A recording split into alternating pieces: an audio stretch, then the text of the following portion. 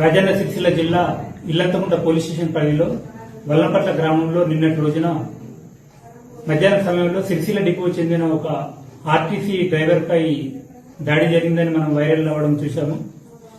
ఇందులో సిద్దిపేట జిల్లా గంగాపురం గ్రామానికి చెందిన పిట్టల శ్రీకాంత్ అనే అతను వల్లంపట్ల నుండి కారులో ఫ్యామిలీతోటి తన ఊరికి వెళ్తుంటాడు. అదే సమయంలో బస్సు ఆపోజిట్ లో వస్తుంది. ఆ క్రమంలో బస్సు డ్రైవర్ తనకు సైడ్ ఇవ్వలేదని అతను కొంత దూరం ముందుకెళ్లి మళ్ళీ కారు దింపుకొని వచ్చి బస్సుకు కారు అడ్డం పెట్టి ఆ బస్సులోకి ఎక్కి ఆ డ్రైవర్ పై దాడి చేయడం జరిగింది. కాలుతోటి తన్నడం, చేతితోటి కొట్టడం జరిగింది. దీనిపై అటు driver Kalluri Balaraju police station లో ఫిర్యాదు చేయగా కేసు నమోదు చేసి దర్యాప్తు చేయడం జరిగింది.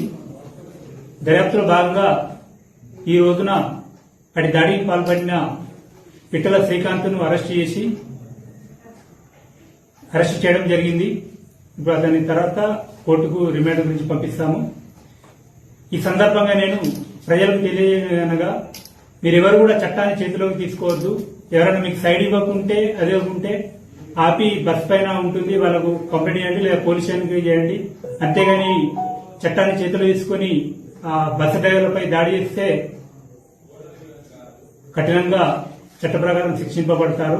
కావున ఇది గమనించాలని తెలియపరుస్తున్నాం. విధుల్లో ఉన్న ప్రభుత్వ ఉద్యోగులపై దాడి చేయడం తీవ్ర నేరంగా పరిగణించబడుతుంది.